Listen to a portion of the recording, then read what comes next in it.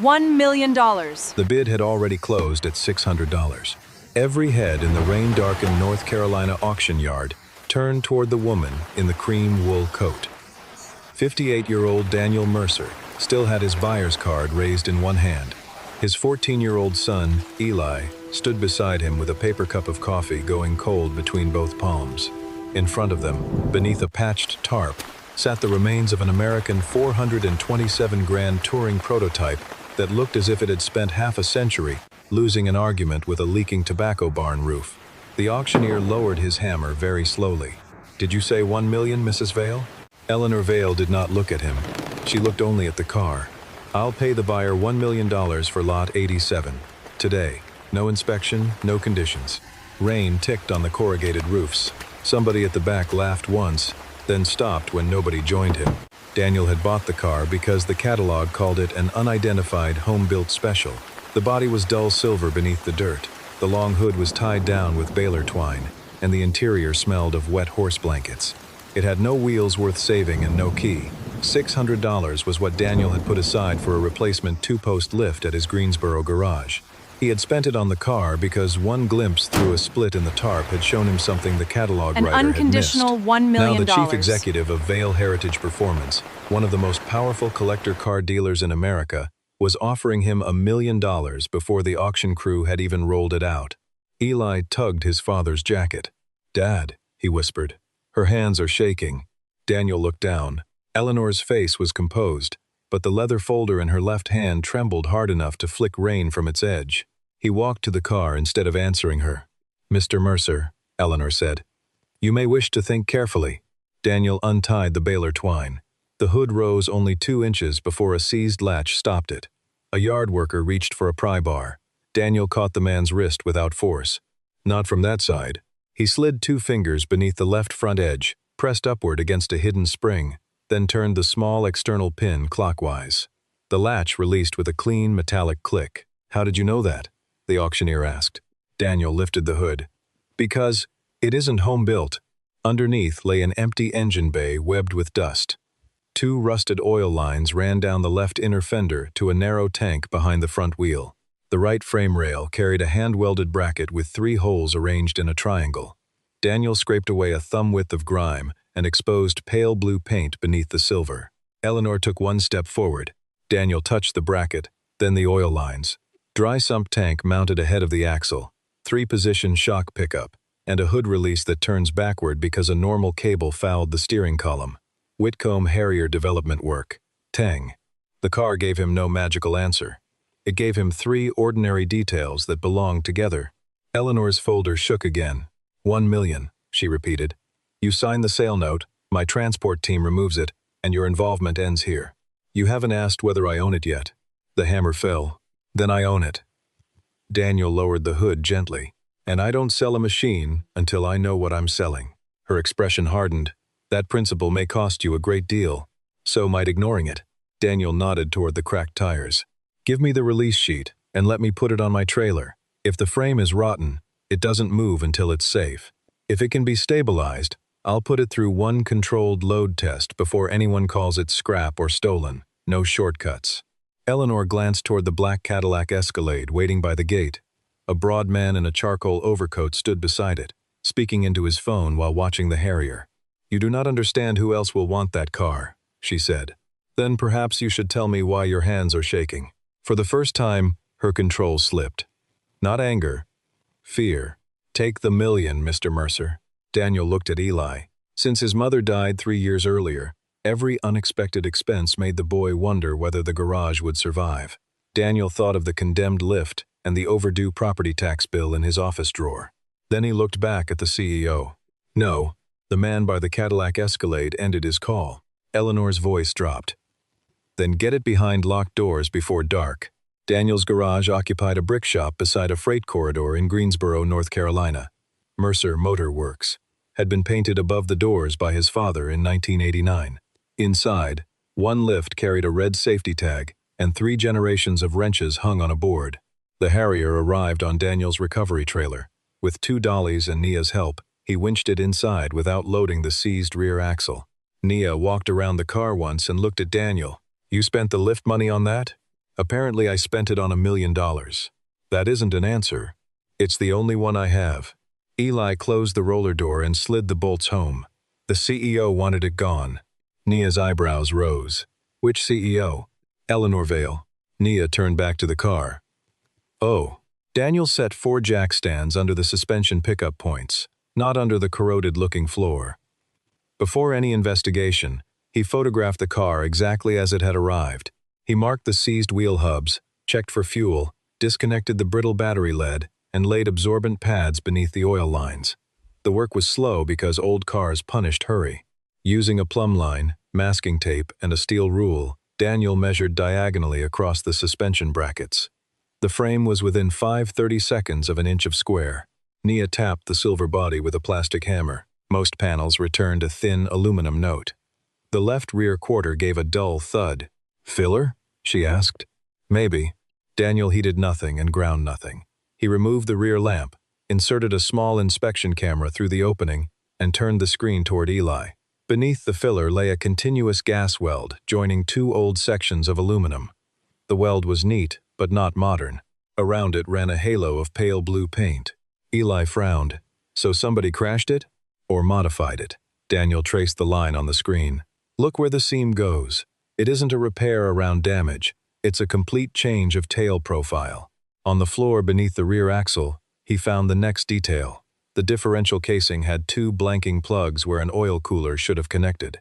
The catalog photographs of production Harriers showed no differential cooling at all. An old racing annual showed Whitcomb engineers testing at Daytona in 1965 with a camouflaged long hood prototype.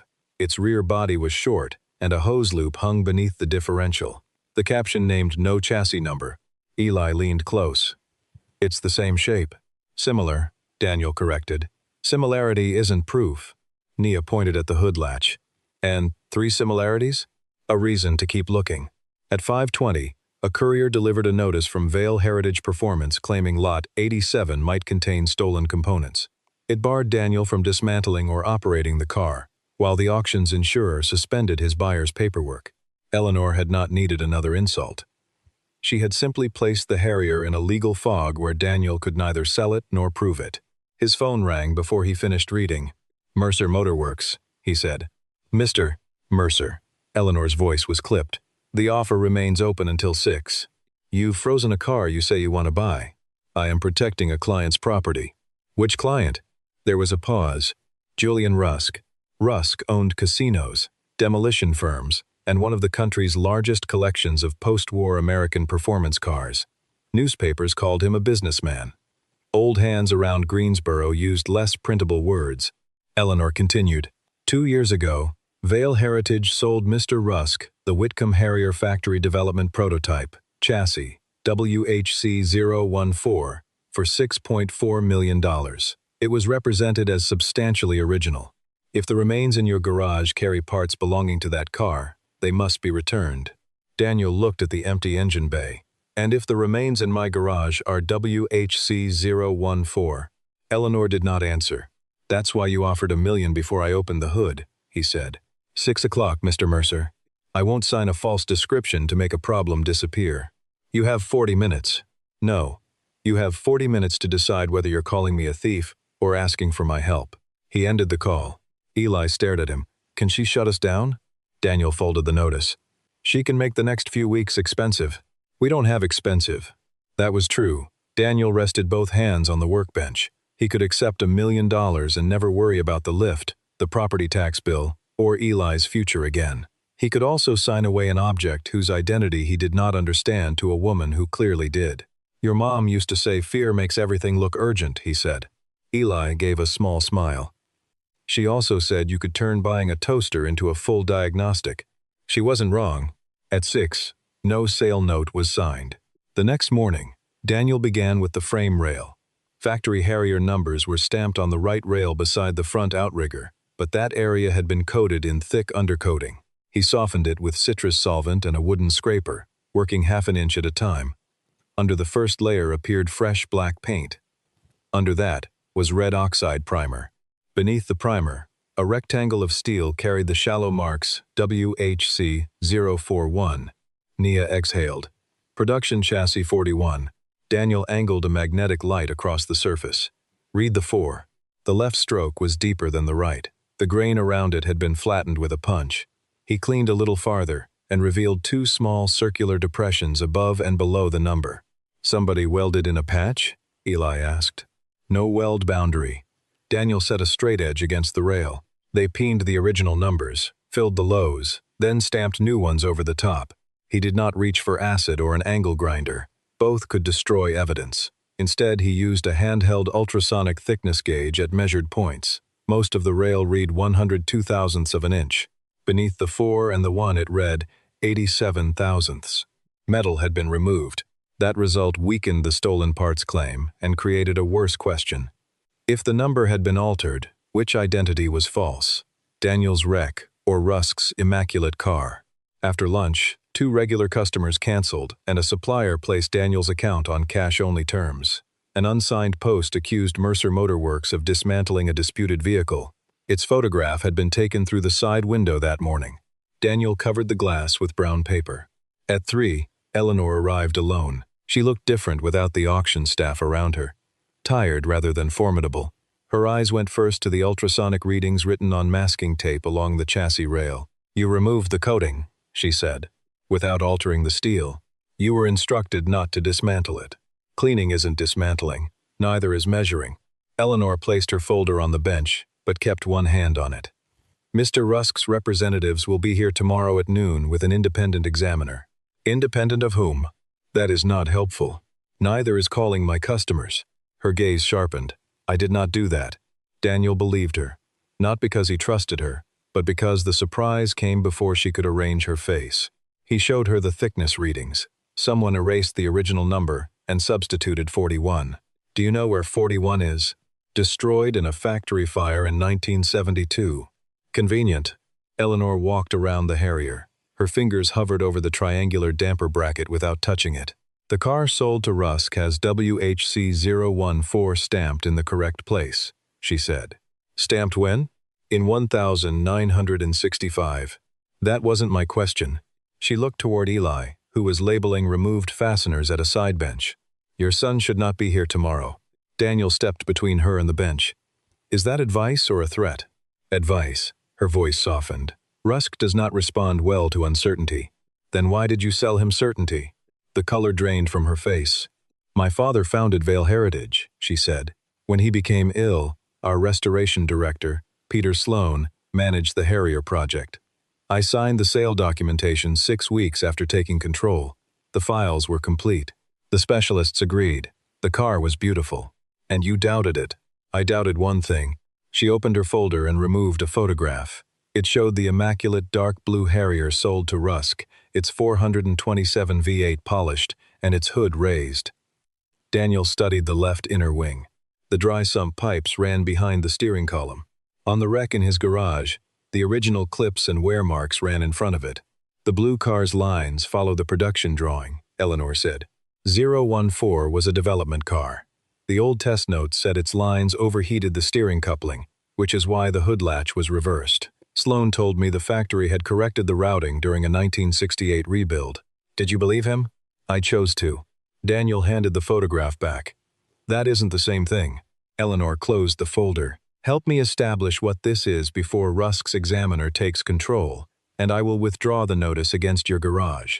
And if it proves the car you sold was built around another chassis, she swallowed. Then Vale Heritage may not survive. That still isn't my problem. No, but Rusk's problem will become yours the moment he thinks you own the proof. Daniel looked at the Harrier, then at the paper covering the side window. My terms. No part leaves this garage. Every inspection is recorded. Nobody starts it, cuts it, or stamps it. Eli stays because he owns half the questions in this room. And if we find the truth, you say it publicly before I do. Eleanor's jaw tightened at the final condition. Agreed, she said.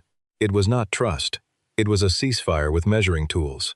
At noon the next day, Julian Rusk arrived in a black Cadillac Escalade with 2 security men and an examiner named Dr. Mallory Pike. Rusk was silver-haired, broad, and dressed in a navy suit that fitted too well for a workshop. He surveyed the garage as if considering its demolition value. $600, he said.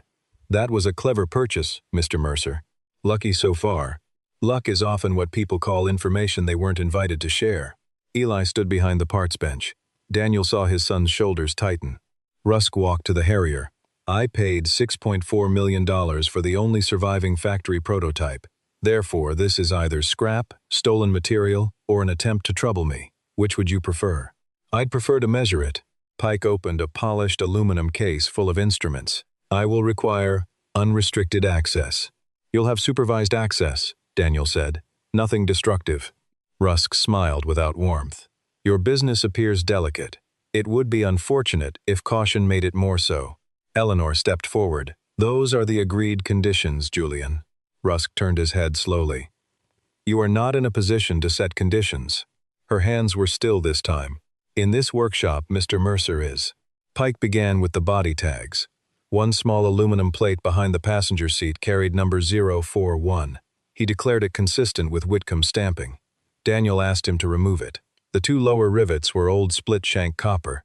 The upper rivets were modern pop rivets painted to match. Behind the plate, protected from weather, was a penciled assembly number, 14L. Pike called it meaningless. Daniel did not argue.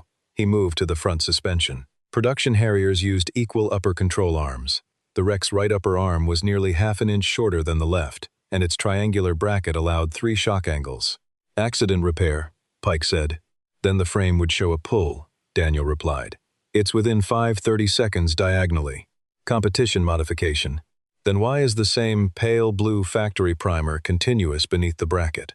Pike had no immediate answer. Rusk grew bored with details. He walked toward Eli's bench and picked up a small brass shuttle valve that Daniel had found loose in the trunk. Souvenirs? Rusk asked. Daniel took it from him. Part of the dry-sump control. There is no engine. There was. The shuttle bore 2 polished bands and a patch of blue dye. Its threads matched the oil line fittings. Whitcomb had experimented with a pressure and temperature bypass that sent hot oil through a cooler beside the differential, then abandoned it because the valve could stick and starve the bearings. Daniel pushed the shuttle into a clear test tube he had machined that morning.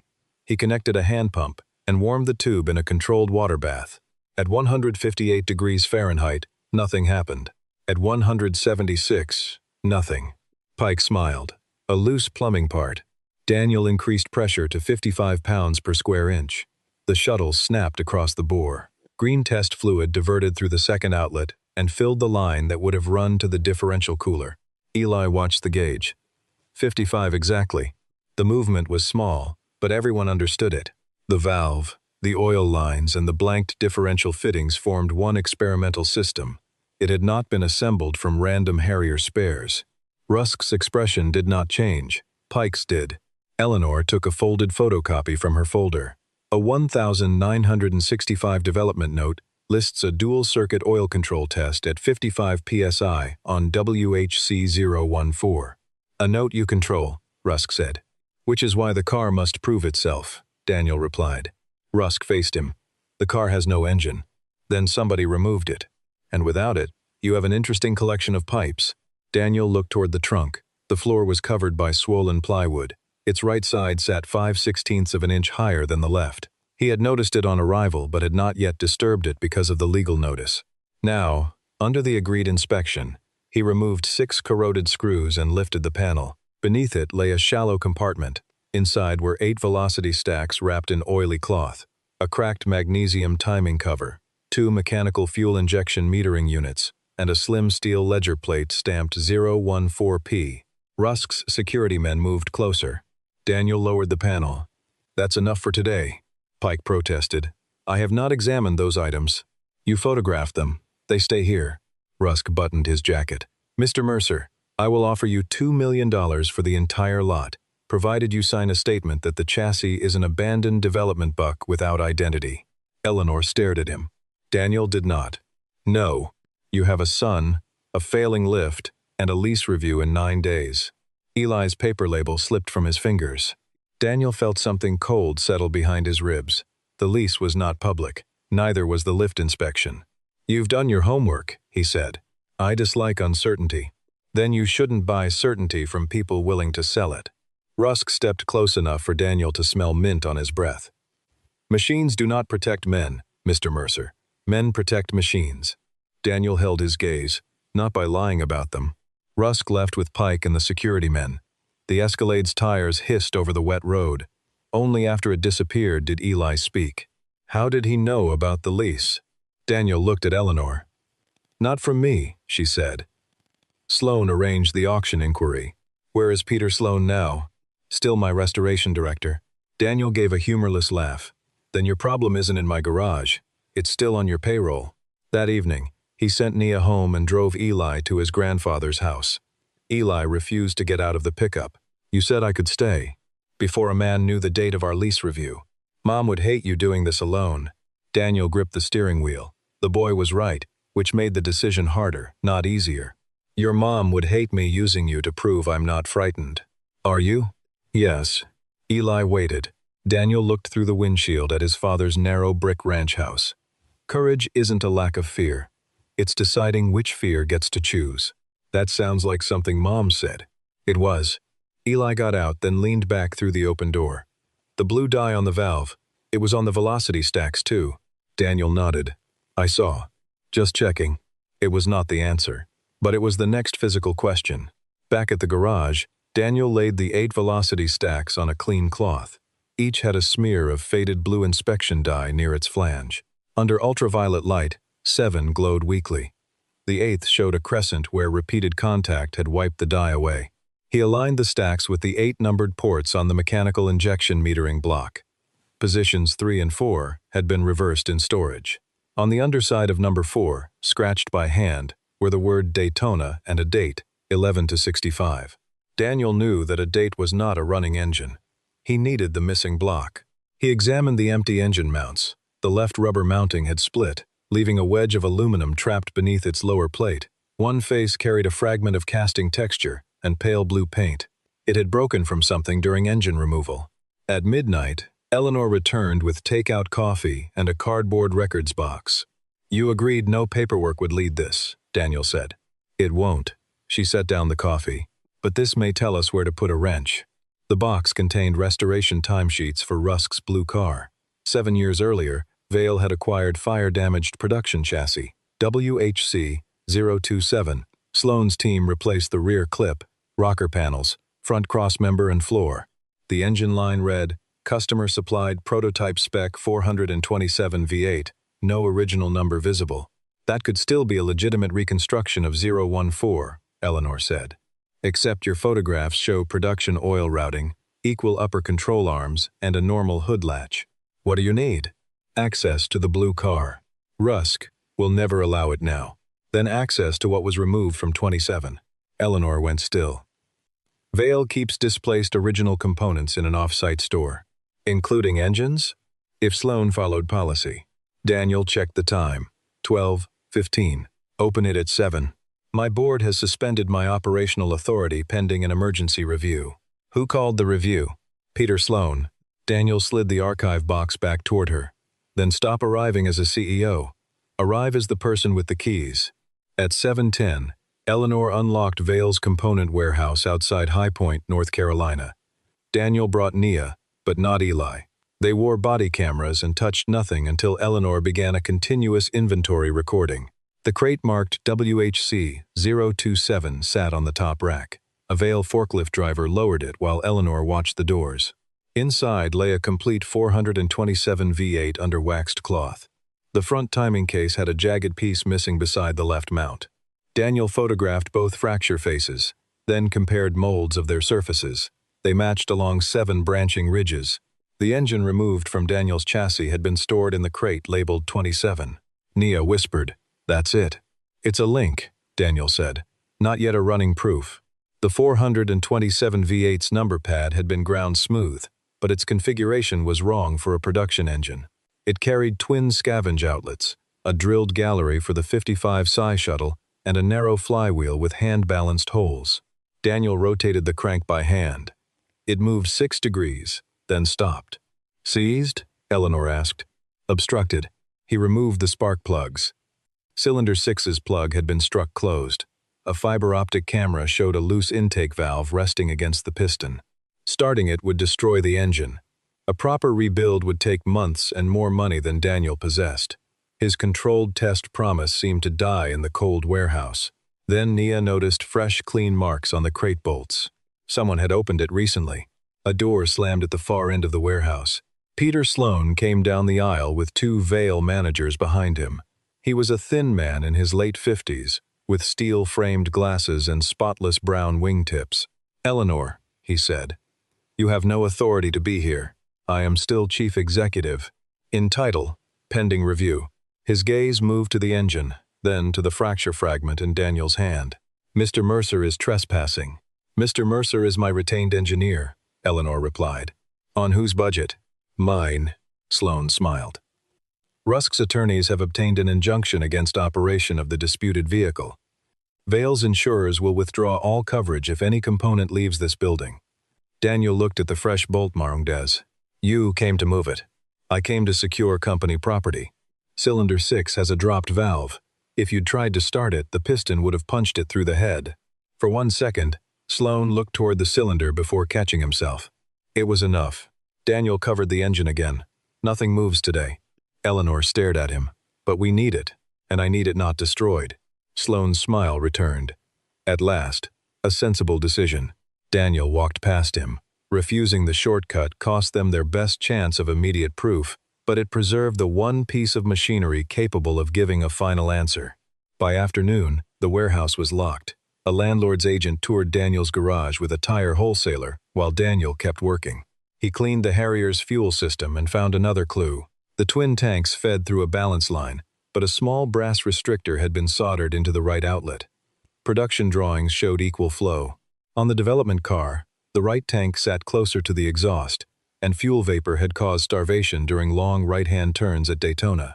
The restrictor forced a slight left-to-right transfer under load. Daniel built a low-pressure water rig. With both tanks level, the left discharged 11% faster. When he tilted the frame to simulate a sustained right-hand turn, the flows equalized. The modification matched Eleanor's test summary and was brazed beneath untouched factory paint. Clue by clue, the ugly shell behaved like the engineer's problem child. But no judge, collector, or ordinary spectator would be moved by water flowing into 2 buckets. Daniel still needed the engine. Eli returned after school with Daniel's father, Frank. The old man carried a wooden case containing the portable valve seat cutter he had used before Daniel was born.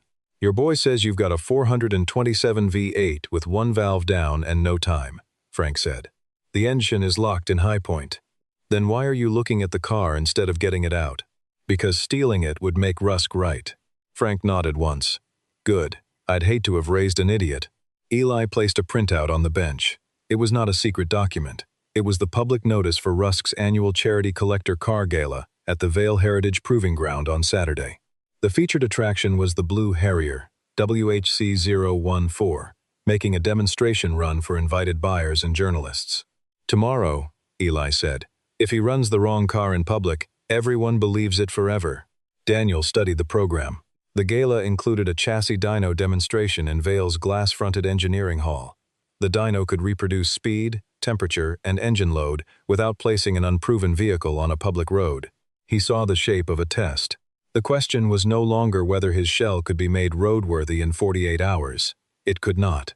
The question was whether the genuine system from 014 could complete its original engineering cycle under controlled load. Daniel rang Eleanor. "I need the warehouse engine, the Harrier shell, and your chassis dyno for 90 minutes during the gala. The board will refuse." "Then don't ask them to believe me. Ask them to witness a comparison." Both cars would be warmed to 185 degrees Fahrenheit and held at 3,800 revolutions per minute under a simulated 90-mile-per-hour load. At 55 psi, the development shuttle should divert oil through the auxiliary circuit.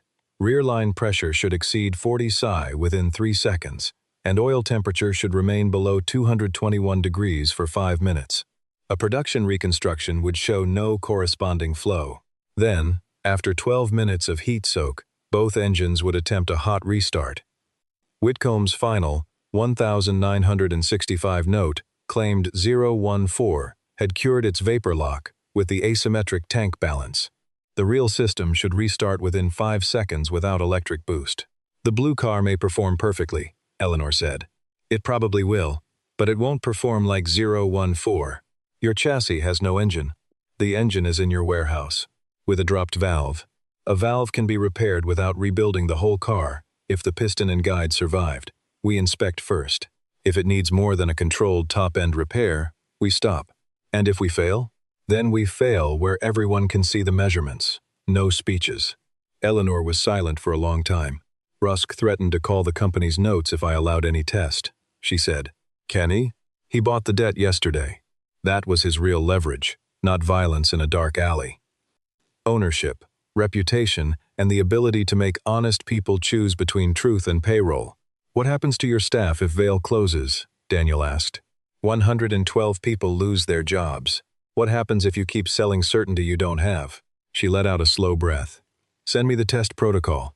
At 8 the next morning, Eleanor arrived with a signed engineering transfer order. She had used the last authority remaining to her as chief executive.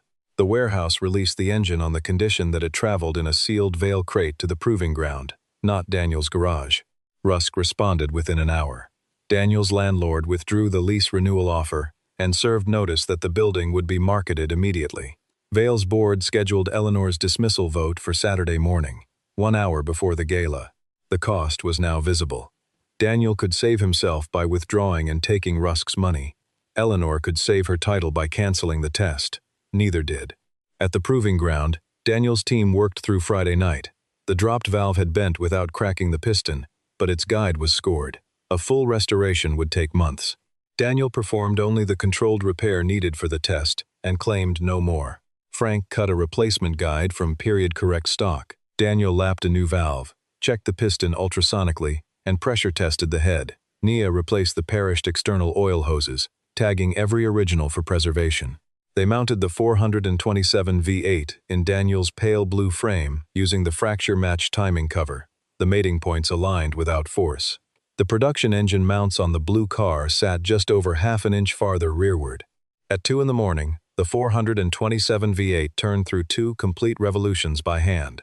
At 3, oil pressure rose on the starter with the ignition disabled. At 3:15, Daniel stopped the process. Nia looked at the gauge. Pressure's good. Rear gallery is 6 psi lower than the front, within an old engine's tolerance. Not for this test. The easy answer was wear. The dangerous answer was an obstruction.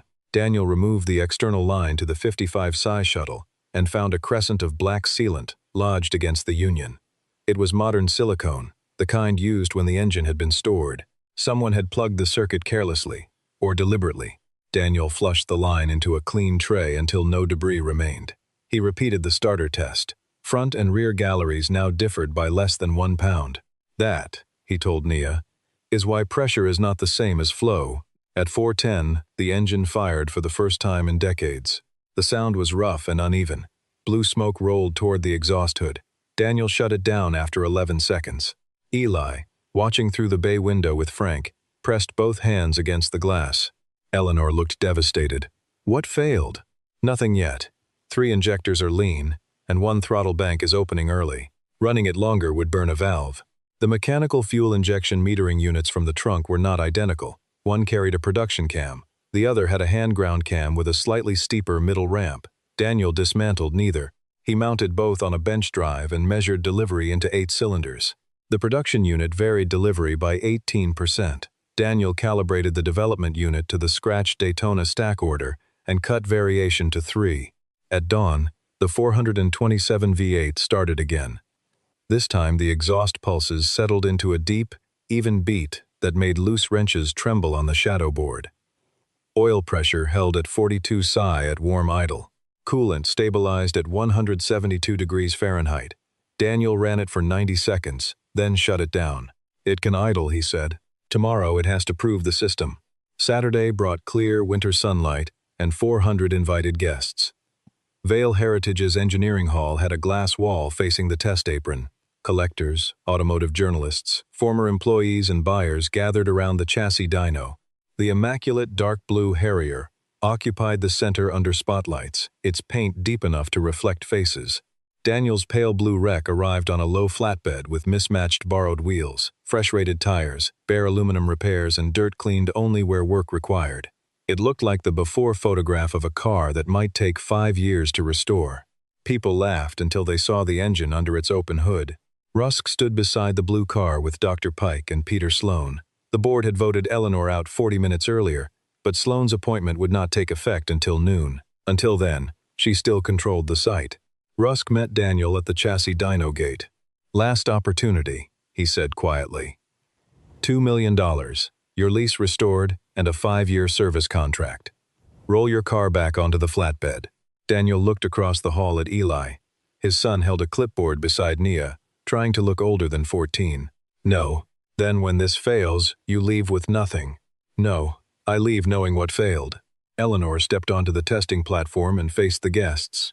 She did not give them a long speech. 2 years ago, Vale Heritage sold Mr. Rusk a car represented as Whitcomb Harrier factory prototype, WHC014.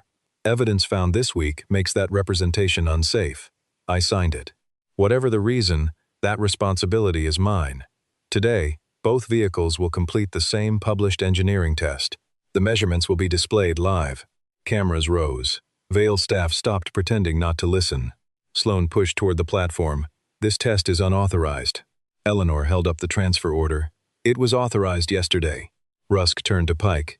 "Begin with my car." The blue Harrier rolled onto the drums, sounding magnificent. Pike warmed it and held 3,800 revolutions per minute under the 90-mile-per-hour load. The main oil pressure reached 58 psi. The auxiliary rear line gauge stayed at 0. Pike pointed out that the blue car had no need for an obsolete circuit. Daniel agreed. That was precisely the point. After 5 minutes, oil temperature held at 210 degrees Fahrenheit, using a modern front cooler. The car then sat for 12 minutes. On restart, its electric booster pump hummed for 8 seconds before the engine fired. It was a good car. It was simply not configured as the 1965 prototype. Then came Daniel's shell. Nia checked every wheel strap. Daniel inspected the extinguisher, oil line guards, and emergency cutoff. He invited Pike to verify the gauges. Pike did so under Rusk's stare. Daniel climbed into the torn driver's seat. Eli handed him his gloves through the open window. 5 seconds, Eli said. 3 seconds on the oil circuit first. I know. I wrote both. Daniel smiled. Good kid. The 427 V8 started on the second revolution. Its exhaust note filled the hall, less polished than the blue car but heavier, with a mechanical edge from the straight-cut scavenge drive. The chassis dyno operator brought the coolant to 185 degrees Fahrenheit. Daniel selected 4th gear. At 2,000 RPM, the car was stable. At 3,000, the left rear strap began to flutter. Nia raised one hand. Daniel held speed while she checked it. The wheel was not moving on the drum. The strap had caught an exhaust pulse. She repositioned its loose tail and stepped clear. Sloan shouted from behind the barrier. This is theater. Stop it before someone is killed. Daniel watched the gauges, not Sloan. 3,500. Oil temperature rose through 198 degrees. 3,800. The load cell reached the equivalent of 90 miles per hour under sustained race load. Main oil pressure climbed to 53 psi. The rear line gauge remained at 0. 10 seconds passed. Rusk smiled.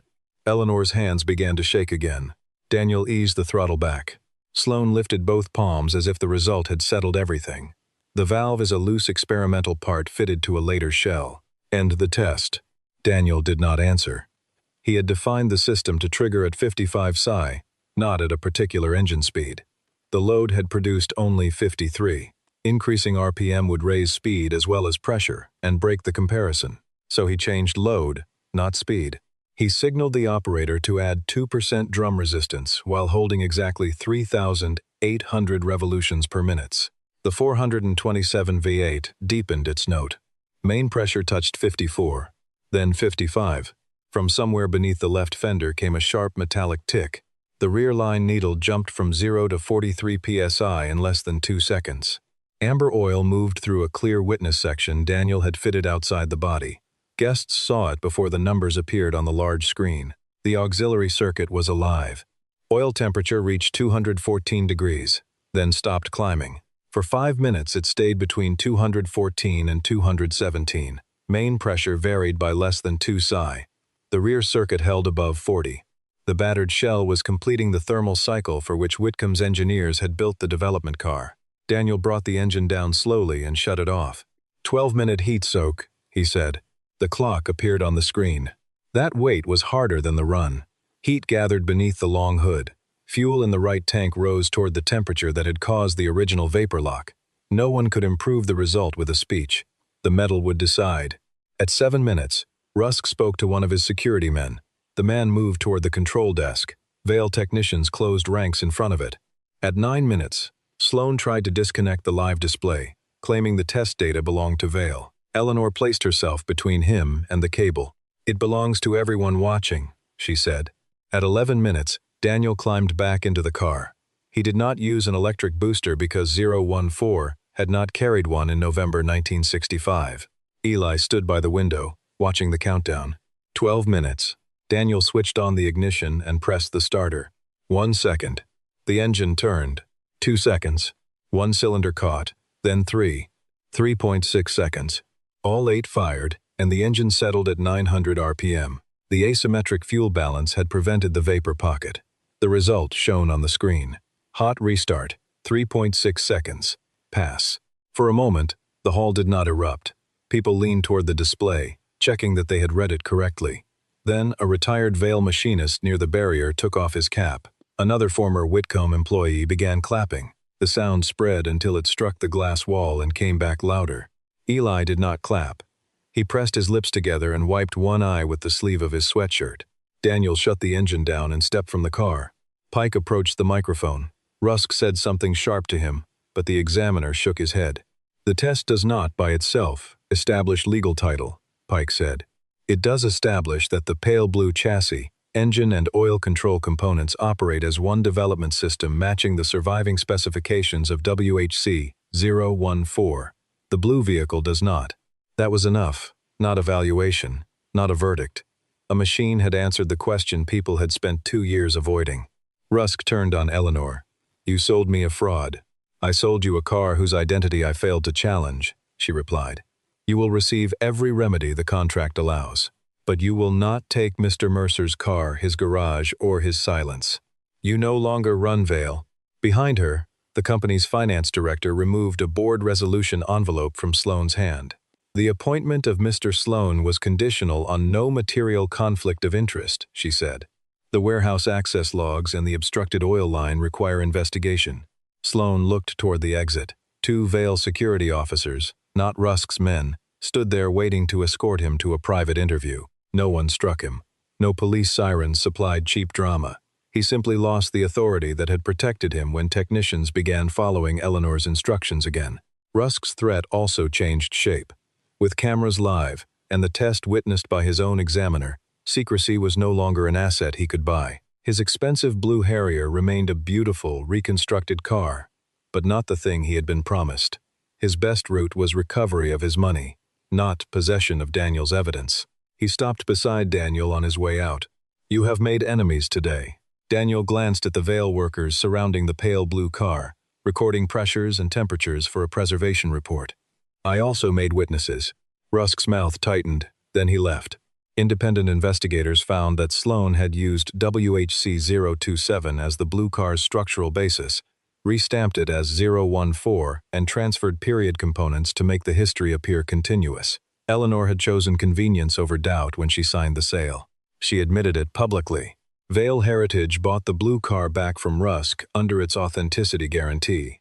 The company sold 2 properties, froze dividends, and kept all 112 employees. Eleanor returned as chief executive on a 12-month oversight agreement, with authentication separated from sales. Daniel refused her first offer to purchase the pale blue Harrier. He also refused to pretend $600 had made him a millionaire. The car required years of conservation. He placed it in a preservation trust, with Vale funding the work and a state transportation museum providing oversight. Daniel retained stewardship and the right to train apprentices on it. His fee was not $1 million. It was enough to replace the failed lift, settle the property tax bill, secure a 10-year lease on the garage, and pay Nia a proper technician's wage. The amount made sense because Vale was paying for years of documented conservation, not Daniel's silence. Eleanor came to the garage on the day the new lift was commissioned. She wore no cream wool coat and brought no folder. "I owe you an apology," she said, in front of Nia. Frank, Eli, and the customers whose appointments had returned. I tried to buy your ignorance because I was frightened of my own. Then I used my company to make your refusal expensive. That was wrong. Daniel tightened the final anchor bolt and checked it with a torque wrench. Apology accepted, he said. Trust isn't. Eleanor nodded. Fair. Trust gets serviced, same as anything else that carries weight. It was the nearest thing to a promise he gave her. That evening, the workshop emptied. The Harrier sat beneath clean lights with its hood open, still pale blue, still scarred, its engine preserved rather than polished into false perfection. On the new lift above it rested an ordinary Ford F-250 belonging to a local plumber, Monday's first paying job. Eli stood at the parts bench, fitting handwritten labels to the old dry-sump hoses. Dad? At the auction, if her hands hadn't been shaking, would you have taken the $1 million? Daniel considered the question while wiping his torque wrench before returning it to the drawer. No. Eli looked skeptical. I might have taken longer to say no, Daniel admitted. His son laughed. Daniel switched off the main lights, leaving one lamp burning over the pale blue chassis. The scarred aluminum caught the glow without hiding a single repair. Eli slid the last labeled tray into its cabinet, and together they rolled Monday's toolbox beneath the new lift.